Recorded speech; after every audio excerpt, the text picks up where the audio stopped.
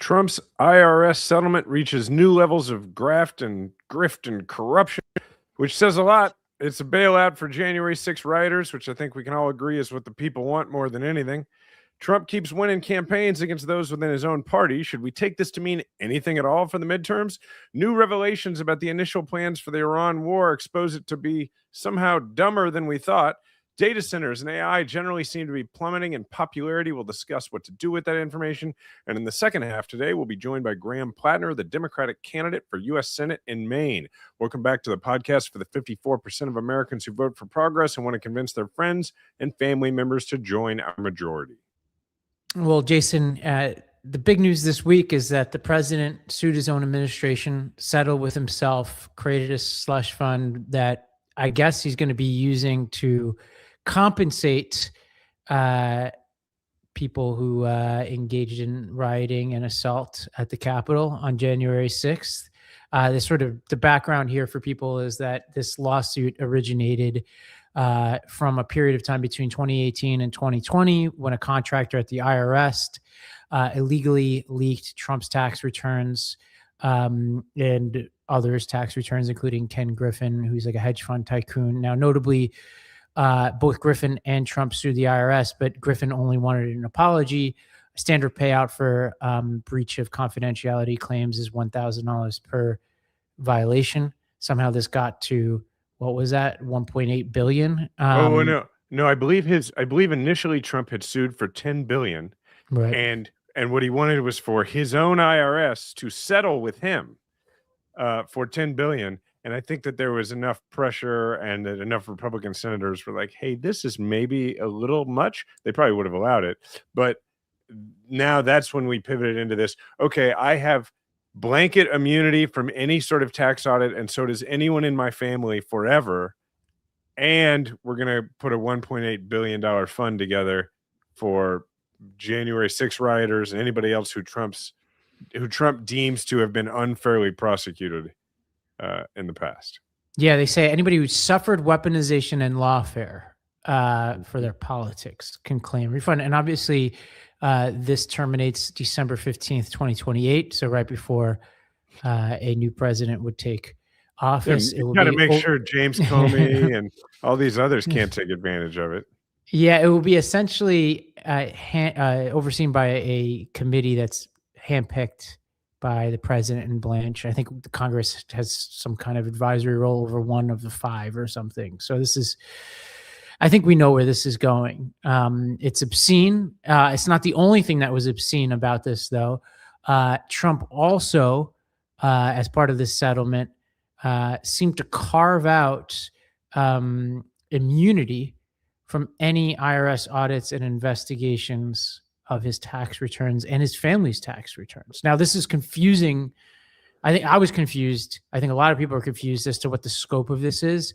It's not entirely clear, but I looked at it and I was like, wait a minute, are they saying any future tax returns? And I am nearly certain that's both not possible and not what this covers. It says any returns that have been filed before the date of the filing or whatever, which I guess makes sense because I don't think legally you can carve out immunity for future crimes. But it's still insane because he could amend his tax returns. I mean, he's probably cheated already. I wouldn't be shocked, but he could amend his tax returns now based on this agreement to pay no taxes, and there's nothing anybody could do about it. Do you remember throughout the entire 2016 election and most of the first Trump administration where his answer for why he wasn't releasing his tax returns was, I'm being audited?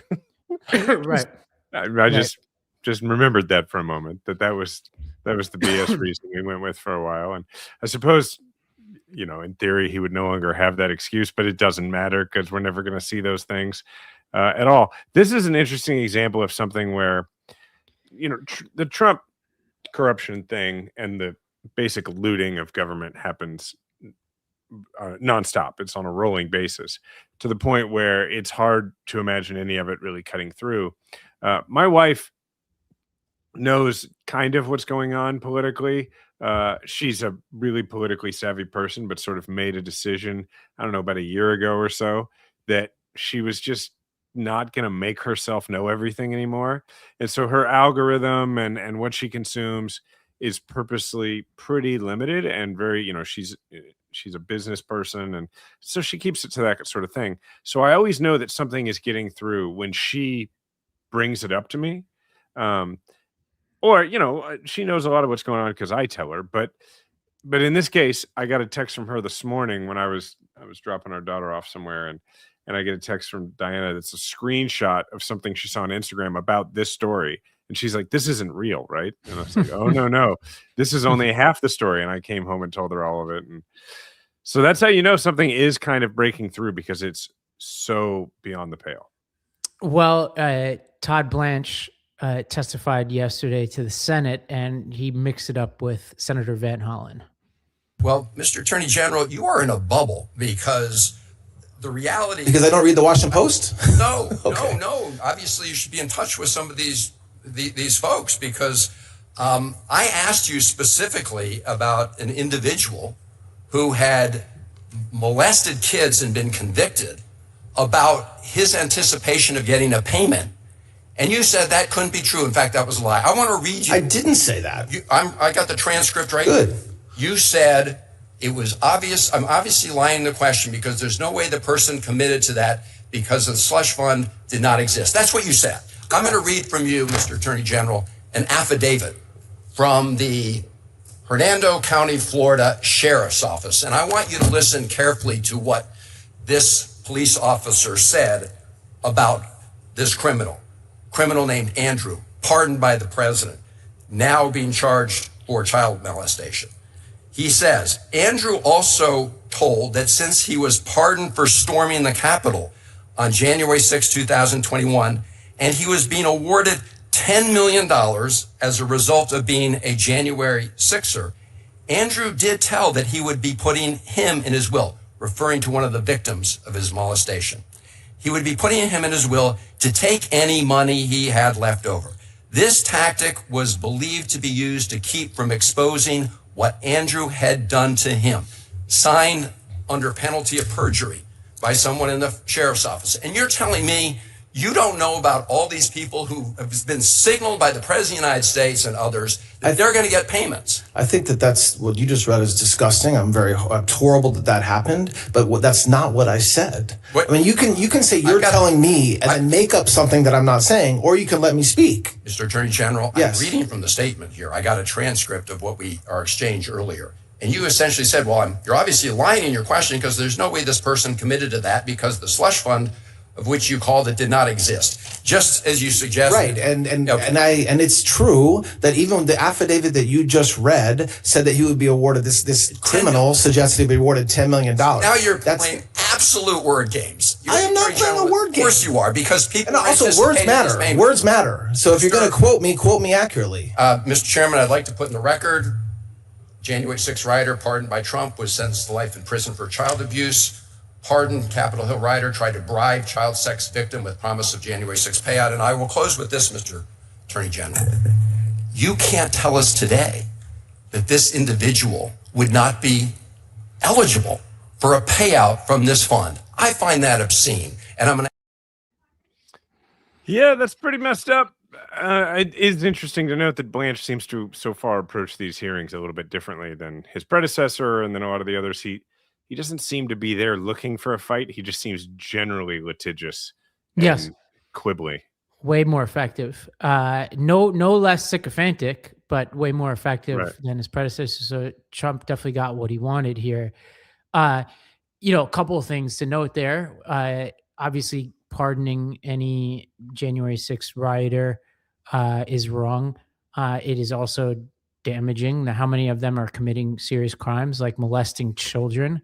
Also interesting, as Van Hollen noted, that this person seemed to think he was promised money for merely being a part of that, the January 6th riot, and that somehow he made it up, but now we have the slush fund. So like he thought he was entitled to $10 million, and now we have about $1 million slush fund. Just think about for a moment the idea that not only did people escape any kind of justice for January 6th, but now they're all going to be made millionaires. Right. Yeah. I mean, it's crazy. And you got to play the next one, the and- Caitlin Collins one. It's even worse. well, the crazy thing was what he ended with is he was saying that Blanche couldn't even rule out this guy right. who went to prison for child molestation. Now, Caitlin Collins, who, by the way, was on my flight to Spain, by the way, asks Vance in some kind of press conference whether he would rule out giving money to people who assaulted police officers on January 6th. Told me that anyone who assaulted a police officer on January 6th should go to prison. So why not rule out giving them taxpayer-funded money? Well, Caitlin, what I said is we're going to look at everything case by case. But why not rule it out? Because, Caitlin, there are people who I don't know their individual circumstances, and I don't rule things out categorically when I know nothing about a person's individual circumstances. Let's say a person is accused, let's say hypothetically, a person is accused of doing something that they never actually did, that they got a kangaroo court, that they had a judge who mistreated them. I think that we should look at those things case by case. We're not making commitments to give anybody money. We're just making commitments to look at things case by case. I mean, but Can you imagine not being able to say, yeah, if they assaulted a police officer, probably we shouldn't give them millions of taxpayer dollars? I mean, this was a banner week for corruption for Trump, which is saying something. So there was reporting all over the place. There was a great Wall Street Journal article about this, New York Times, that the president traded stocks over 3,700 times in the first quarter of 2026. Now that's him and his broker, obviously, but still averaging 59 trades per day, 9 per hour, or 1 trade every 7 minutes. That's wild. And we know he's not doing it. We know he's got a broker doing it, but he's probably, look, he's almost certainly got some way for his broker to know things that he knows, particularly when you look at the trades he's made. And the Wall Street Journal had I think it was the Wall Street Journal had a really good rundown of like what trades overlapped with certain government interests and timing, and people can read that. But JD Vance was asked about this stock trading. Thank you, Mr. Vice President. The president's financial disclosures were released recently, and they showed a lot of stock trades in companies that he has talked up at events, official events at the White House, on his True Social account, sometimes even putting the stock ticker symbols in his posts and encouraging people to buy their stock. Americans, according to recent polling, are increasingly describing the president as corrupt. And trading stocks... This is a hell of a question. Thank you, sir. Trading individual stocks is something that you said that public officials should not be able to do when you ran for Senate all those years ago. And yet the president, who arguably has access to more non-public information than your average senator, is not only buying and selling individual stocks either through his trust. Okay.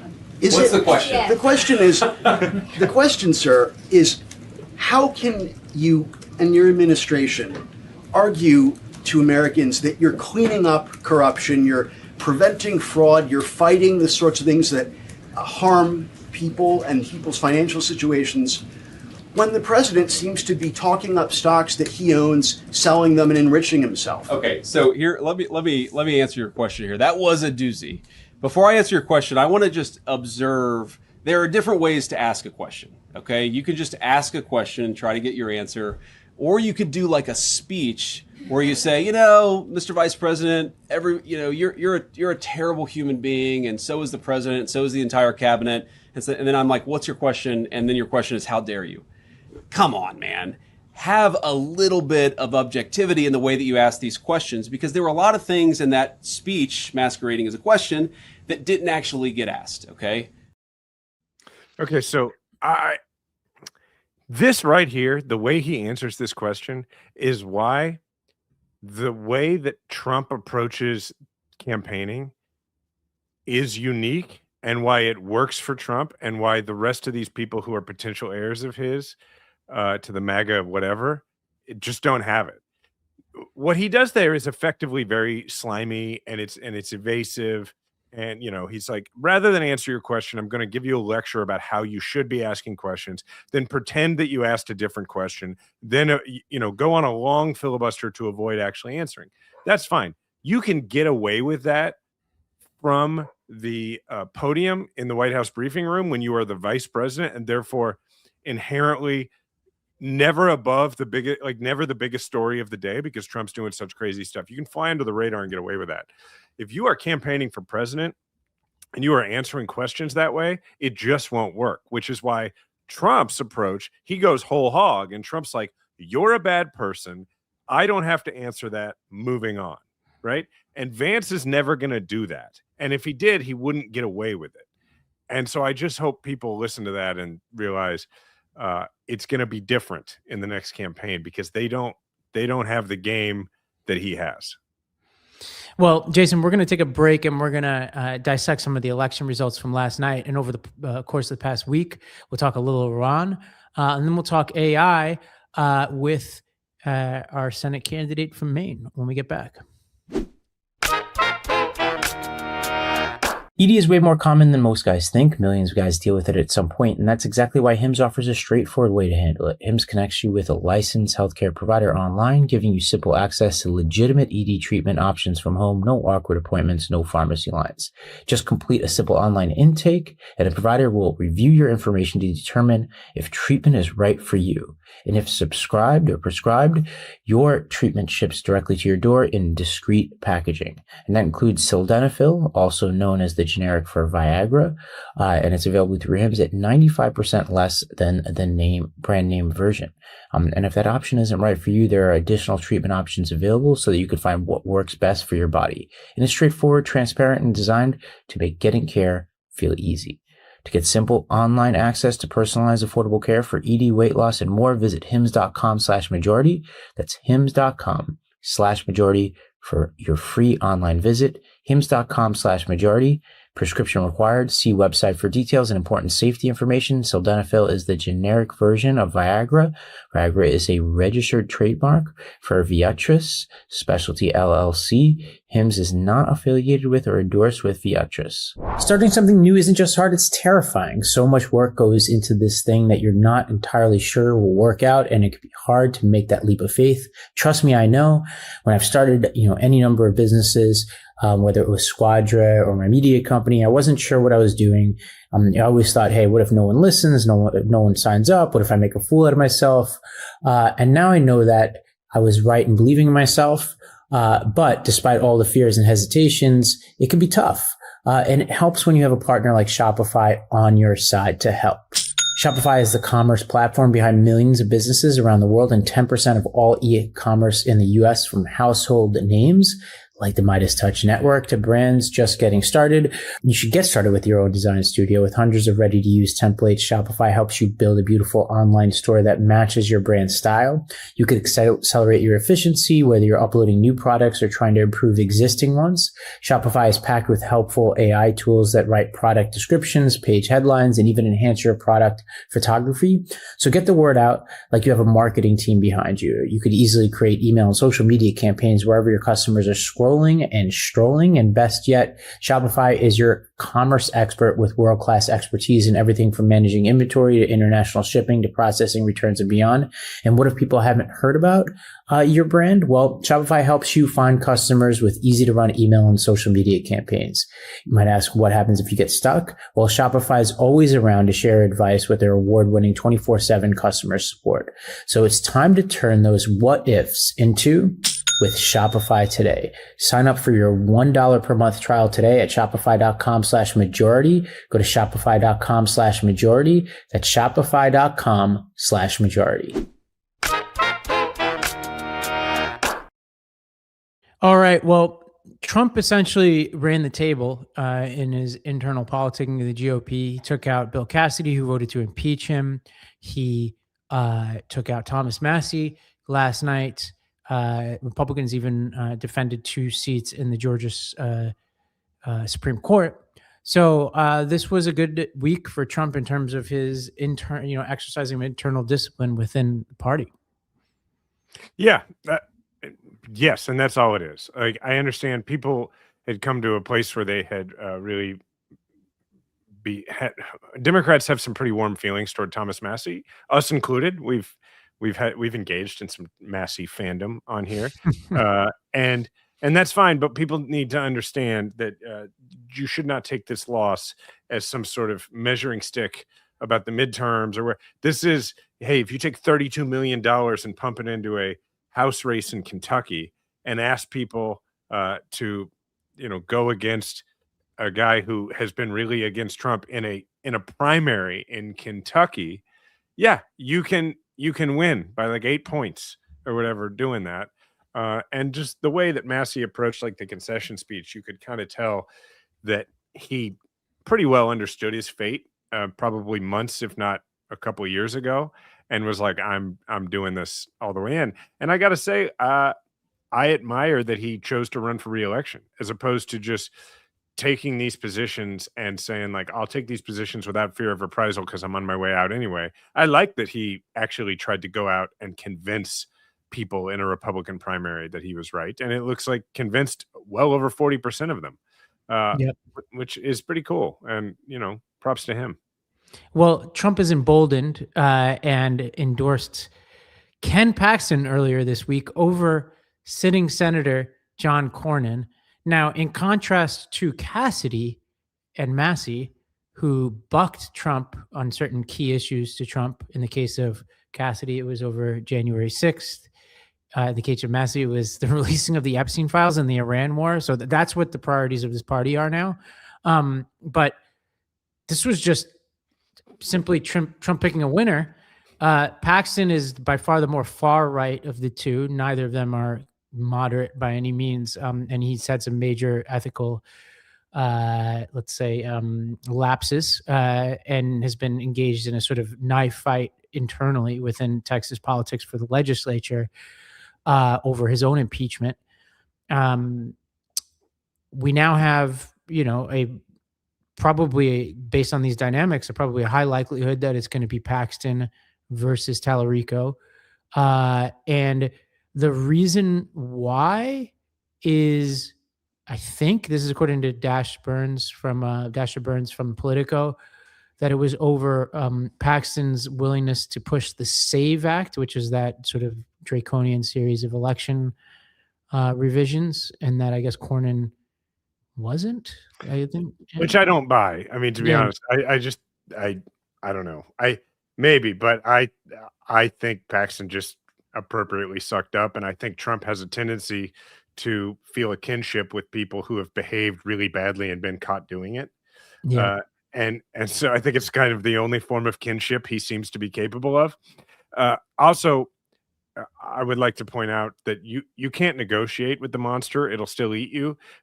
Cornyn, like a week and a half ago, tried to get a highway in Texas named the Trump Highway. And he still got treated this way. He reminds me a lot of that character, like the sleazy executive character Ellis from Die Hard in the Nakatomi Tower. Yes. He's like, I understand this Hans Gruber guy. I'm going to negotiate. And then gets, still meets his fate. And so that's who Cornyn, it's kind of pathetic. And what a good movie. One counter take here is John Arnold, who lives in Texas, is a philanthropist there, tweeted the argument for Trump to endorse Cornyn was that he would perform better in the competitive general election that could determine the control of the Senate. But polls, including one yesterday, have shown Paxton and Cornyn performing virtually identically in the hypothetical matchup. So saying, we could think what we want about Paxton, but at least the polling doesn't yet tell us that there was a major difference between the two. So I think that's probably right, because at this point it's more of a, just a red-blue question when you ask it.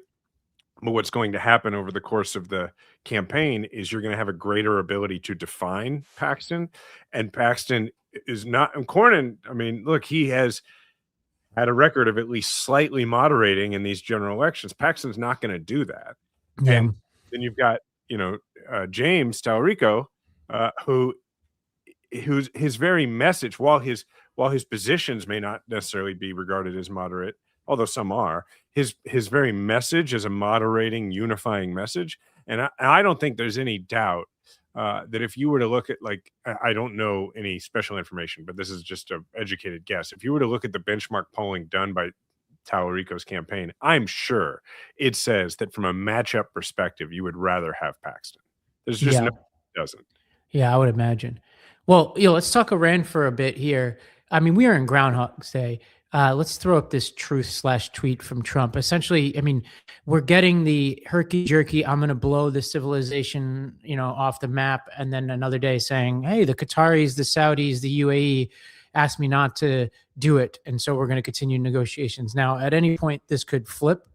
But there's nothing new here materially in the way Trump has been going back and forth. He was asked about high gas prices. And here's what he had to say. And this is peanuts. And I appreciate everybody putting up with it for a little while. It won't be much longer. But you're going to have, and frankly, there is so much oil out there. One of the things that is happening is these big ships are coming up to Texas, Louisiana, and Alaska, and they're loading up. But I don't even think about that. What I think about is you can't let Iran have a nuclear weapon, and they won't have a nuclear weapon, and they fully understand it. So he's standing, I guess, in front of the construction site for the new White House ballroom while saying that the high gas prices are peanuts. Seems like an effective political message. Yeah.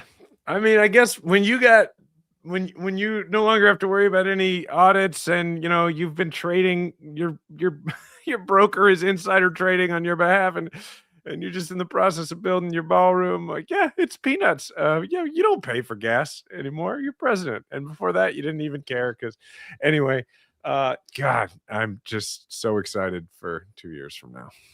Well, you circulated to me this article that I couldn't believe it. I thought we were getting in a time machine, that the early goal for the war, I guess from Israel's perspective, was to install Ahmadinejad.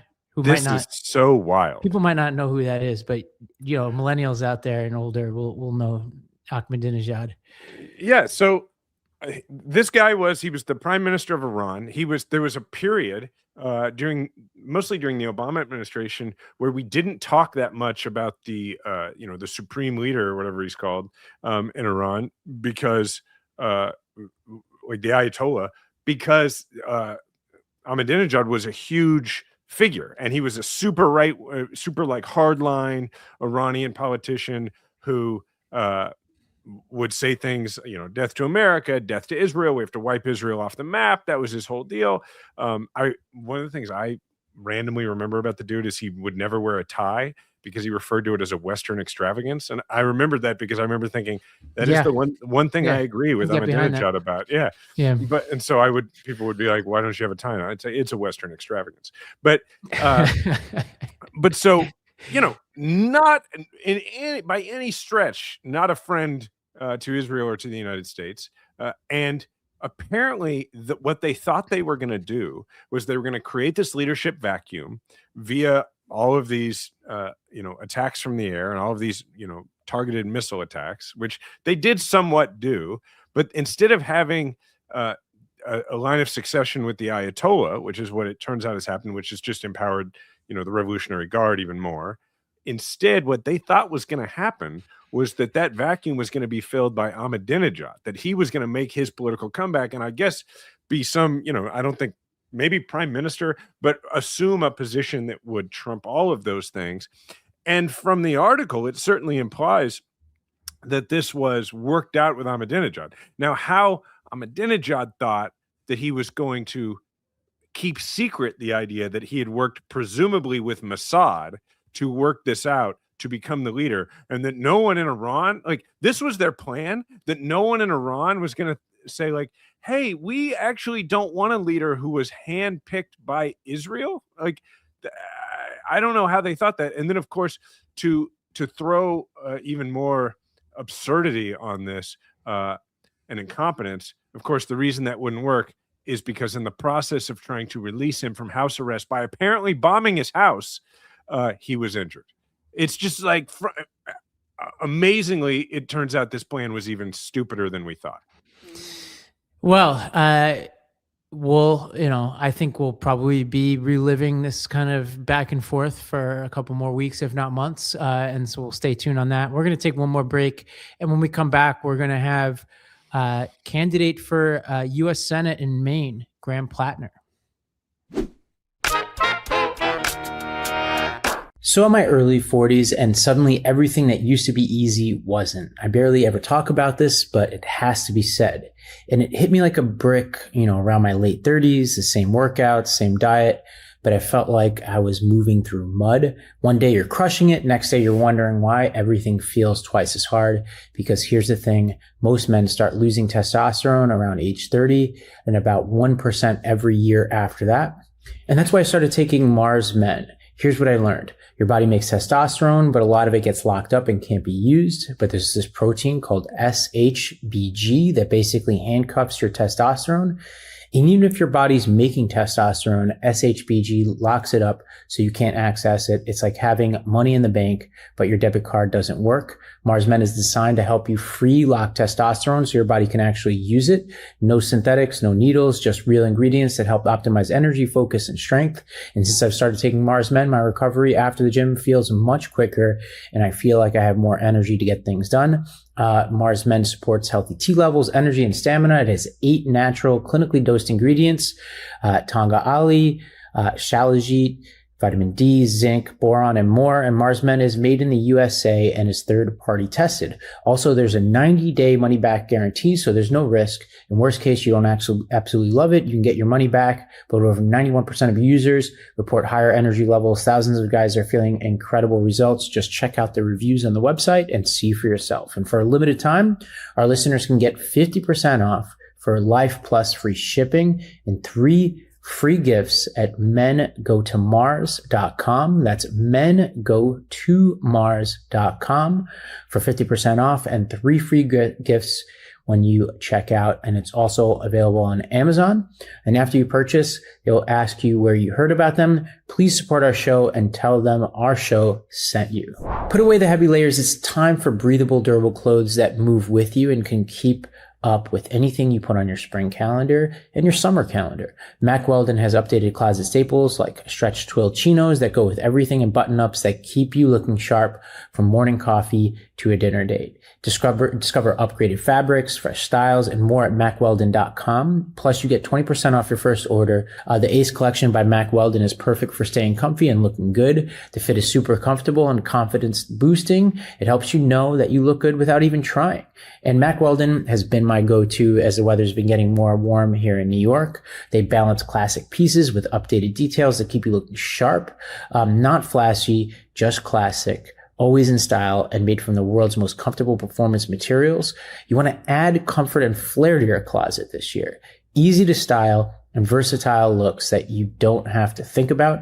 Mack Weldon is effortless by design. And with the Ace line, ease and self-assurance have never been more comfortable. Crazy comfortable, but elevated sweatpants, shorts, sweatshirts, and even blazers if you're lucky enough to grab one while they're in stock. And they have the all-new relaxed sweatpants, carpenter sweatpants, classic sweatpants available in 5 new colors. Mack Weldon is the go-to choice for guys who want to look good without even trying. And Mack Weldon clothes are designed to fit your style and the demands of modern life. Get moving with Mack Weldon, comfortable everywhere and anywhere. Go to MackWeldon.com and get 20% off your first order of $125 or more with promo code MAJORITY. That's Mack Weldon, MackWeldon.com, code MAJORITY. Born in Blue Hill and raised in Ellsworth and Sullivan, Graham Platner is a lifelong Mainer, veteran and small business owner. Graham enlisted in the United States Marine Corps at 19 and later also served in the Army, completing 4 deployments to Iraq and Afghanistan. After his service, Graham was drawn back home to Maine by a desire to continue serving his community. He began working on an oyster farm on Frenchman Bay before eventually taking it over and growing it into a successful small business. Alongside his work on the water, Graham served his community as Sullivan's harbor master and as chair of the planning board. Graham, welcome to Majority 54. Hey, thank you so much for having me. It's a pleasure to be here. Absolutely. I will say, having run for office and been around this for a bit, I will admit to not getting that excited about campaigns very often and being a bit cynical and jaded. And but I was excited when your campaign reached out and said that you'd like to come on the show because I've been following it sort of since you entered the race, and I've commented a little bit publicly on it, but really just found your candidacy very intriguing and exciting, and so that's me saying nice things to welcome you here. So. Well, thanks, man. Well, I will say, as somebody who's also deeply cynical about campaigns and about, frankly, the state of politics these days, it's I very much get it. But it's also why I'm, frankly, in this thing in the first place. So, yeah, that makes sense. Go ahead, Ravi. Well, Graham, we've been following some of the debates up in Maine around data centers, and from what I understand, there was support for a bill to ban data centers up there, and the governor, your former opponent, I think vetoed that legislation, if I understand it correctly. And we've seen this past week, one commencement speaker after another, including Eric Schmidt, getting booed during commencements. We've seen polling data showing that Americans are turning against these data centers. I've heard I've heard your sort of broader populist critique of big tech and well-funded interests. I'm curious as to what your sort of feelings are about AI, data centers, and what this political moment demands of Democrats. One, I think the discussion around AI right now really is a perfect encapsulation of essentially all of the issues we have as a society, whether it's our economy, whether it's our politics, whether it's just kind of the philosophical underpinnings of how we exist as a society. And so, I'll just put it this way. Throughout modern human history, there has never been a massive technological advancement that has increased productivity, that when left in the hands of people whose only goal is profit seeking, has ever been used for anything but disciplining or disenfranchising labor. That's what happens. When we get some new technology that comes along that's going to increase productivity, we never use it to allow for people to say maybe work less hours or to live more independent lives. It is almost always used specifically to fire people or to hold over the heads of people who are working as a threat. AI is AI. I hate saying AI, but large language models, these kind of more algorithmic ways of utilizing this modeling to create, a seemingly thinking thing. Although to be fair, it's not actually thinking. People are terrified as to what it could look like, and I think they are right to, especially when left in the hands of big tech. At the exact same time, if this is a thing that could in fact increase productivity without the necessity for human labor, there is a way that we should be looking at this that could increase the benefit to society and the benefit to people themselves. And then when we look at the infrastructure side of it, building these data centers, right now we're looking at these data centers getting ramrodded through small communities who do not have the resources to always stand up against large multinational corporations, finding themselves in really uncomfortable positions, which really is a perfect corollary for much of what we're looking at in general in our society. If we look at these things through a different lens, through the lens of how can we harness a new technology like this to actually improve the lives of everyone in our society through an increase in productivity? How do we look at the building of the infrastructure as a way that's going to incorporate far more input from communities so they have a real say over what it's going to look like in their community? This really is, I think, a way that we can change a discussion, not just about data centers and AI, but frankly, about how we look at politics in general. Well, I think one thing, Jason and I have been doing this podcast long enough to have watched a couple of cycles, including one where we had a seemingly promising challenger to Susan Collins go down. And I've been reassured by some of the recent polls in your race that show you up. And I know you're not taking those polls to the bank, but you'd rather have them up than down, on balance. What makes this campaign different? How do we break from this cycle of promising yet ultimately short campaign against Susan Collins, who's been around the block quite a few times here? I think there are three major things that have changed. The first one is that in 2020, there was still a little bit of a fiction Collins could maintain that she was a moderate, primarily because Roe still stood. Roe no longer stands. Well, she had voted for Brett Kavanaugh at that point, and we tried to hang that millstone around her neck. There was a material reality that Roe was still in existence. It isn't now. And it's very clear that either she knew that it was going to happen and she didn't stand up for what she claims are her values, or she had the wool pulled over her eyes by Brett Kavanaugh and Federalist Society types of people. Either way, that's not a great thing for a United States senator to be showing that they can't even understand when they're being lied to. The second thing is that things have gotten worse up here in Maine. Our healthcare system is collapsing, primarily because of the impact that Medicaid and Medicare cuts have had on our rural healthcare system. We have watched our housing market go out of control. We are watching wages continue to stagnate while we see an increase in prices for goods and services that people need. And so because of that material reality, that's different than 2020. But the third one, and this is, I think, frankly, the most important one, we are just running an entirely different kind of campaign. My background is in community organizing. My theory of power is fully derived from the idea of organizing and mobilizing people, building a movement. I think that's a necessity in today's modern society. It's the only way that people can push back against the money that has taken over our political system. And for that reason, we are engaged in a field operation that, from what we've been told, has essentially never existed in the history of Maine politics. And that is the core of our messaging, that it is all about community. It is all about building trust and relationships with people in your community, and building power the old-fashioned way. And to that end, I go everywhere. I talk to everyone. I have multiple public events a day, and we engage our volunteer base to get the message out across all the small communities in Maine. That's never really been tried before in a race against Collins. It always kind of looks like a more traditional DC-style campaign, and that's why it's failed. And we're just not running that playbook. We're doing something entirely different. The other thing I think you're doing, and not even, I think it's just inherent to who you are and therefore how you're campaigning.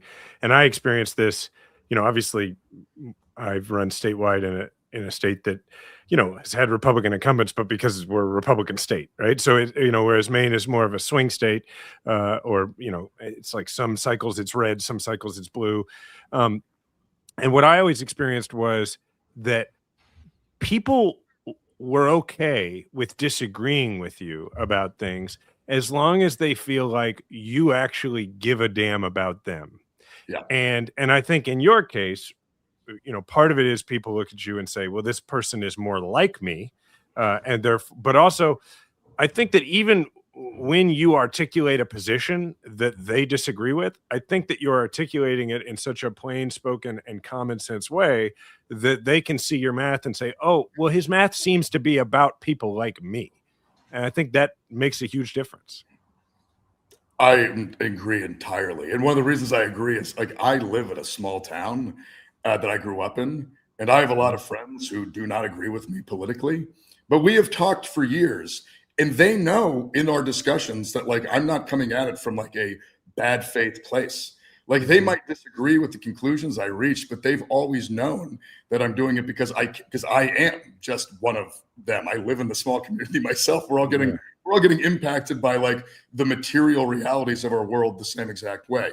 And I think that is it's a necessity to have that kind of message today. And frankly, and this is why we need more normal people in running for office. Because normal people, sorry, there's a siren going by, but normal people really are able to have that kind of regular conversation because most of us actually have it on a daily basis. And it's been fascinating for me personally to interact with the larger, media sphere, the pundit class.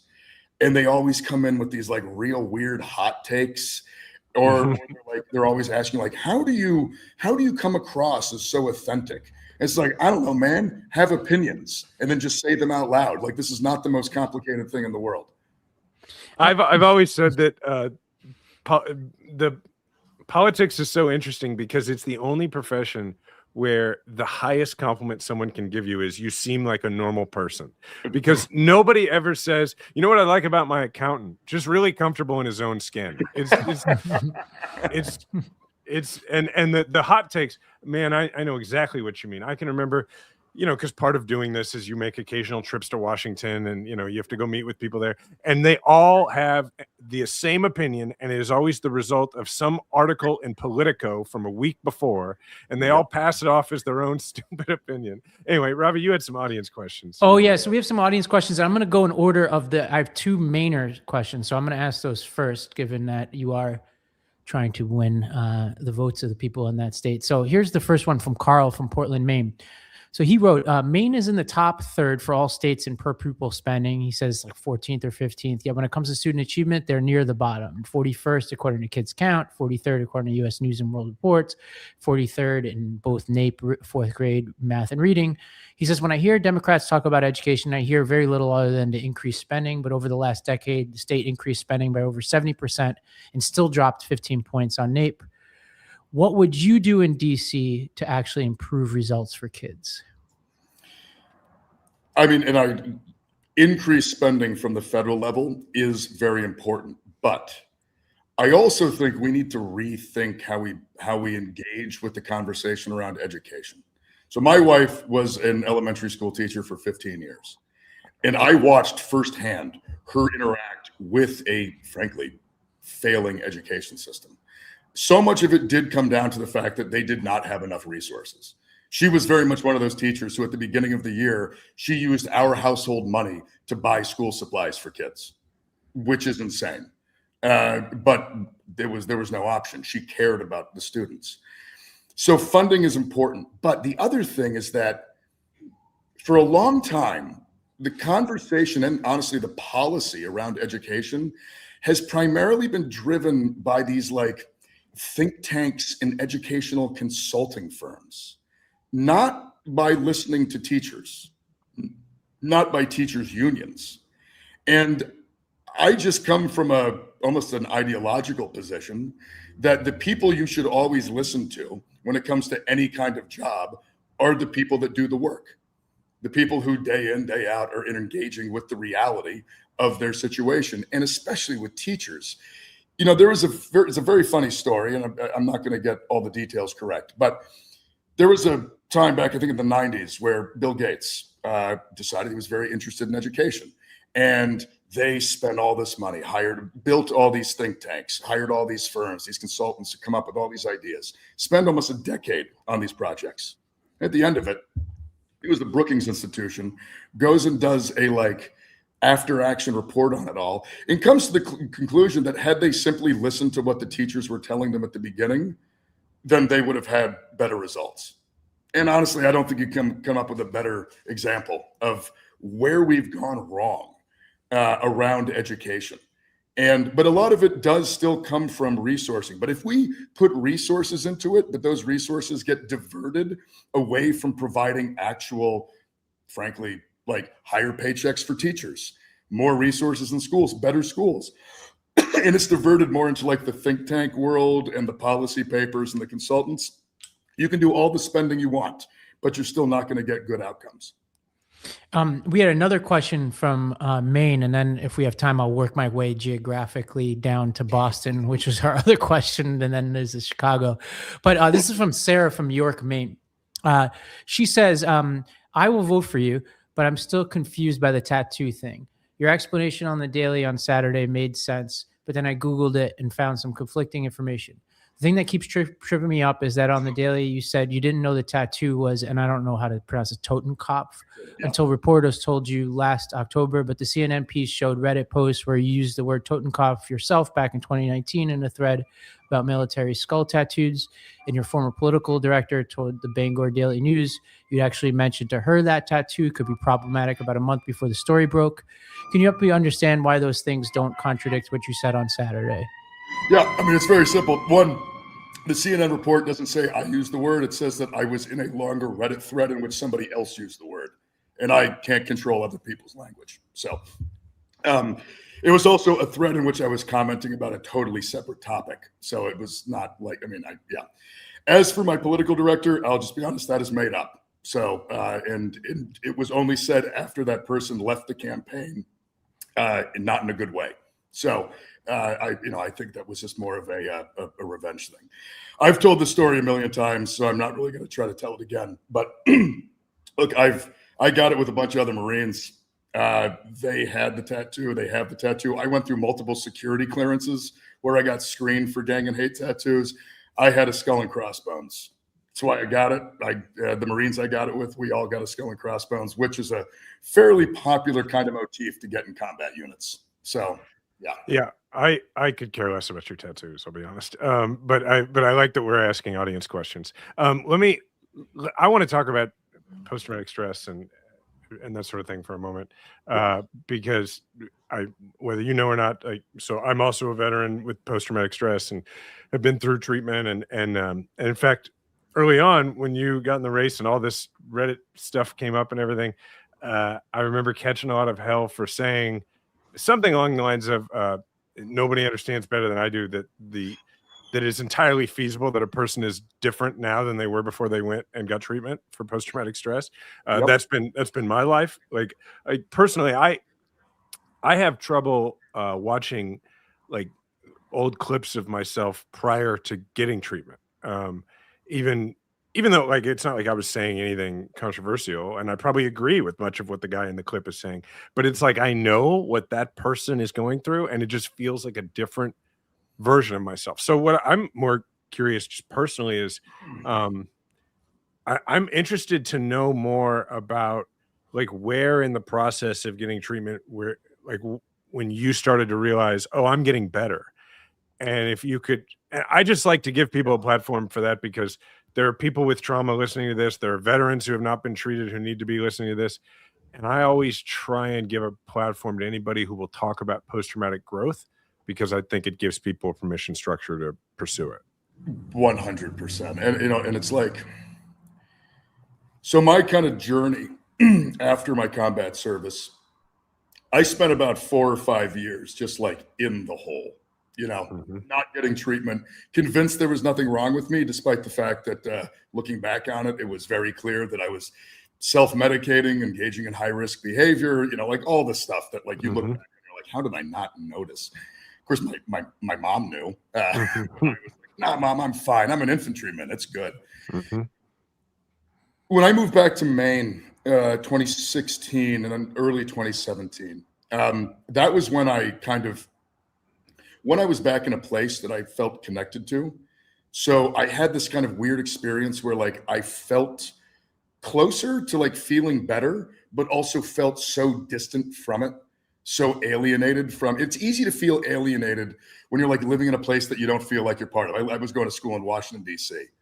So like there, my feelings of isolation and alienation and anger, I was like, oh yeah, I just hate this place, blah, blah, blah. But when I'm back in Maine, I'm like, I love this place, but I still don't feel good. And then I started going to treatment, going to therapy. But I also, in tandem with that, as I like became more comfortable, as I talked about more things, as I began to open myself up and quite honestly become more empathetic and compassionate for other people's stories as well, that allowed me to really kind of focus and connecting in my community itself. And there wasn't a moment, but I remember in 2021, like I just wasn't angry anymore. Like I was frustrated with the larger system. I was cynical, but I didn't have this like almost like inexplainable, deeper sort of feeling of like anger and isolation and alienation. And it just kind of like occurred. And it was slow. It wasn't like a moment.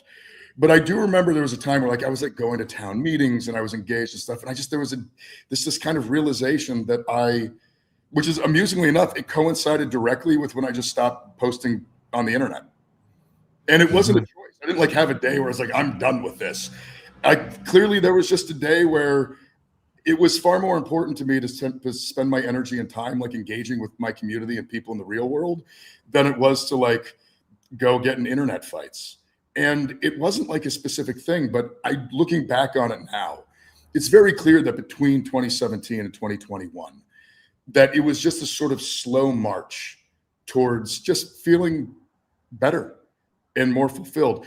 But all of it came directly from either therapy or from direct community, like actually engaging with people and feeling that sense of fulfillment you get when you like show up and help someone, or somebody then comes and helps you back. And that was that like built this sense of fulfillment that I, quite frankly, had almost never felt actually. And it was so, yeah, it's okay. I have the exact same thing. I look back on myself. I'll see things that I wrote, and even again, things that I might even agree with, but I can see in it. I'm like, oh man, like I remember what I was feeling like back then. Right. It like gives you the heebie-jeebies almost. Yeah. When I paid attention to the controversy around the internet stuff, and what you're saying about anger made so much sense to me, because I read that and I was like, oh, this guy's angry. He was angry. And the reason that made sense to me is because a lot of what pushed me and the fire that was inside me to be, running for president, doing all that crap in 2018 was I was just so angry and I didn't know any other way to channel it. And what I learned in therapy, and I'm sure you did too, was that the reason I turned to anger so quickly is because anger was an illusion for control. And just like any trauma survivor just wants control. 100%. It's funny too, though. I will say that back then my anger drove me into like sheer cynicism. And today it's actually my optimism that still buoys kind of my anger, but my anger is righteous now. It's not like from a place of just like, I'm just like mad at the world. I'm upset and frustrated that we could do better and we don't. Mm-hmm. It's like, and I'm seeing my community suffer. I'm seeing people like actually watch their lives get demonstrably worse in the material world because of a larger political system we have. And like that frustrations, it's not like I want to control it. It's that we could do better and we should do better. We have every reason to do better. And it's funny. People often describe me as angry. I'm like, I am. I'm mad about the system, but it's not like, it's not an anger that comes from like hopelessness or cynicism. It's a deeper thing that more comes from optimism actually. And the fact that we should be doing this better and we should have a better political system. Yeah. It's purposeful. Yeah. Well, somewhat related to this, and maybe this might be our last question because I think we might run out of time.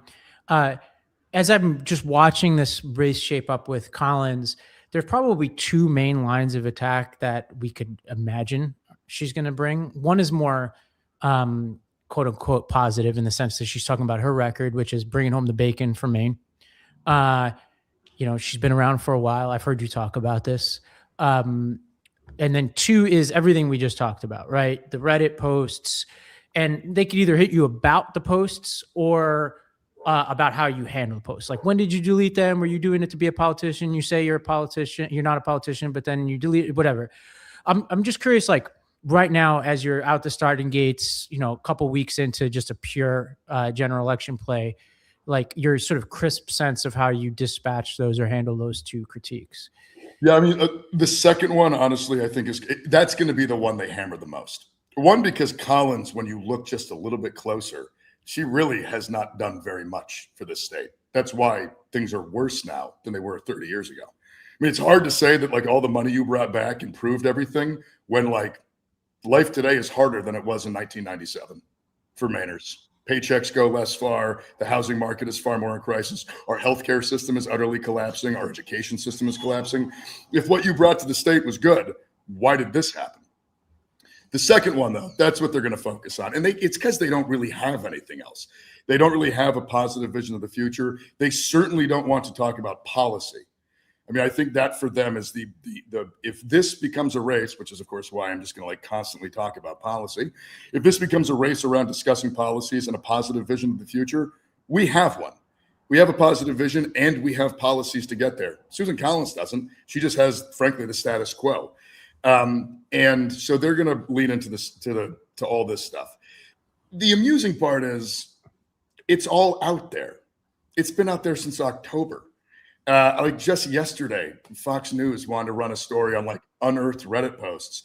And a buddy of mine who had read through all of my Reddit posts back in October texted me. It was just like, dude, I literally read this post in October. What is this? And I'm like, yeah, man, that's all they've got. They're just going to keep revisiting it. And I think it's actually kind of laughable in many ways. And I think a lot of people in Maine are like, yeah, we get it. The guy said stuff on the internet before he wanted to run for Senate. Who cares? And they'll keep revisiting the trough, and will, quite honestly, just keep going around the state and talking to everybody, which is really the best way to cut through all of it. I'm fully convinced we're not going to beat these people by running just like ads.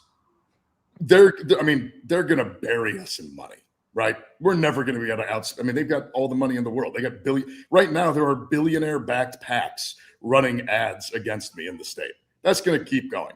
And it's an old state, right, Graham? So it's like, are people watching a lot of TV? I picture people watching more TV in Maine than other places in the country.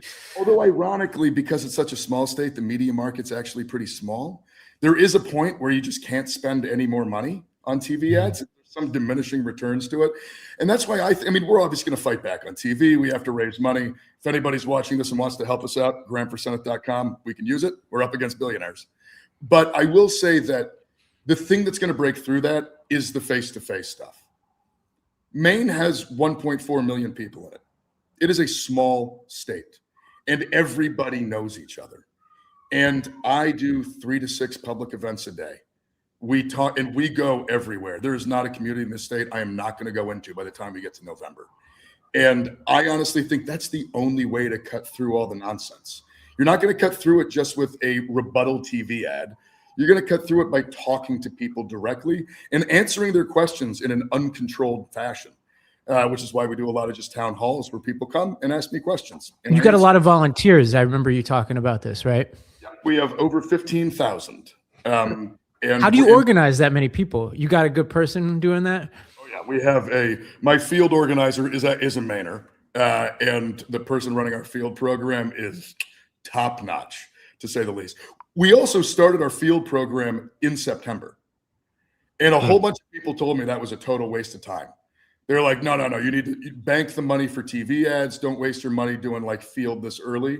And I come from a political tradition that is focused in movement building and organizing. And I'm like, no, the resources we're going to expend a lot of resources on the field campaign. Because one, I think it's the electoral strategy, but 2, we're not just trying to win a Senate seat here. We are trying to redefine the future of politics in this country. And we're going to need people for that. We're going to need people because we're not going to have the money. And the only thing that fights organized money in this society is organized people. And that's what we're spending our time doing. Well, I'm really excited about your campaign for obvious reasons. One, we would very much like to have a Democrat represent Maine and to have another Democrat in the Senate. But really, personally, I'm really invested in, as often as possible, having examples out there in the world of people who have dealt with their stuff and then moved on with their life and done great things. Because, I talk all the time about this thing I refer to as PTSD porn, which is just the idea that the only portrayal people usually see of post-traumatic stress is it's usually a veteran like you or I, and they just robbed a bank and then they beat somebody up and they, and what people don't realize is that is a portrayal of like someone in a spiral in untreated throes of PTSD. And the truth is like the aliens and Men in Black, people like you and me are just walking around all over the place who have been through treatment or in post-traumatic growth.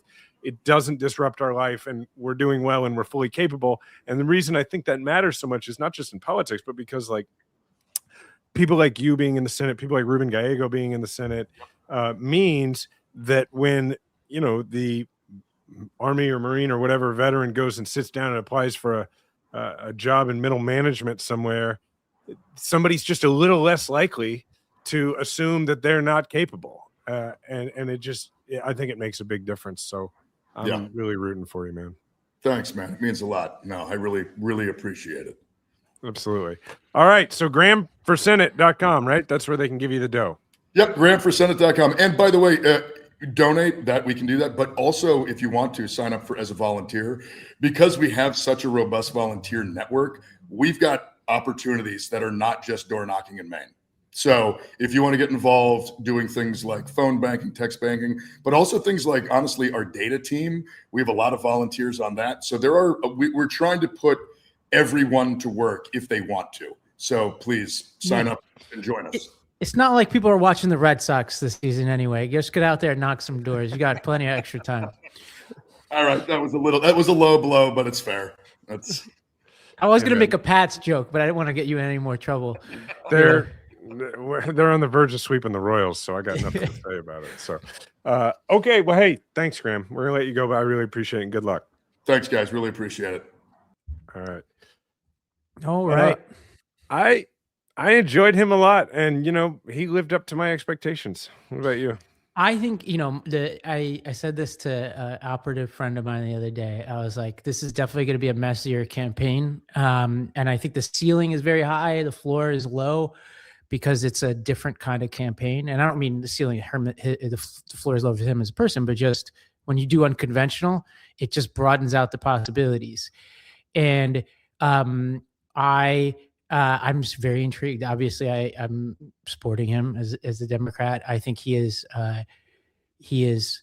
the thing that really, to me, is going to, if he does win, that's going to put him over the top, is what he talked about with how small the state is, how he's invested in field, and that I think he is the kind of person who will do very well in that sort of face-to-face environment, one-on-one.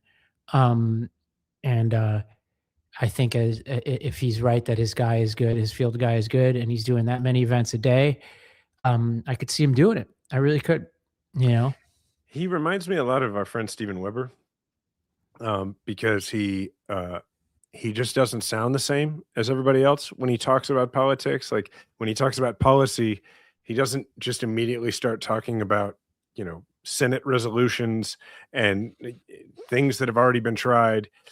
He is able to sort of zoom out and talk about things from a societal ill sort of problem. And I really think that's what Americans are looking for right now, is they're looking for political leaders who can also serve as kind of moral leaders or cultural leaders, but people who can explain to us what the hell is happening and why it's happening and how we might make it better in a way that's not just mechanically pulling levers and pushing buttons in Washington, Yeah, I think there's something to that. So, all right, well, for us, what's new?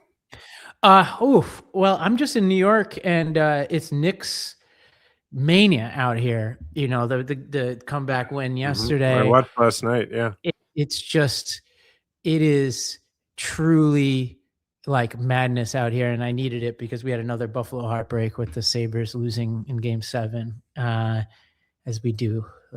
That's what we do in Buffalo. But I'm still holding on with my sports fandom. I guess I'll put it that way. I'm just clinging to it. It's painful, and I know the Knicks aren't going to win the championship, but I'm just happy that we've made it this far. Because Wemby looks insane, and I don't know if we could stop that. Well, I'm hoping that because I'm a Thunder fan, but that I watched that game the other night too, and Wemby is insane, and I think this is, if the Thunder can beat him, this will be the last time. Yeah, it might be. Yeah. That's how I feel about the Knicks. I mean, I don't think the Knicks are going to win and beat either of those teams unless there's an injury, but this is our last chance for probably 5, 6, 7 years, unless Wemby gets injured. That guy, younger and more talented, and just has the right head for this. Like, he's so aggressive, and smart. What he's doing to your boy Chet, he's just it's ridiculous. The thing where they need a 3 to go to overtime, and the dude he's 8 feet tall, and he pulls up from the logo pretty much, right? And it's crazy. Well, you're watching that overtime, right? And you're watching it and you're like, is he resting? You're watching him off to the wing, but then he'll do this insane athletic spin move to the basket, and all his teammate needs to do is get the ball somewhere in the vicinity of the basket, and he could just jump right up and get it. So the fact that he could do that and hit threes, which he probably shouldn't shoot many of those unless he has to. Oh, I don't know how you stop him, especially when he's got two really good teammates who are young as well. So, wow, good time to be a basketball fan though. And New York just this city loves their basketball. It's been fun to get this far again. Yeah. Well, this was a good episode. Thank you, Ravi. Well done. All right, everybody. Thanks for listening. Thank you to the Midas Mighty. Please leave a 5-star review. You can find me at Jason Kander everywhere. You can find Ravi at Ravi M. Gupta. Remember, we all have a platform. Make sure to use yours today.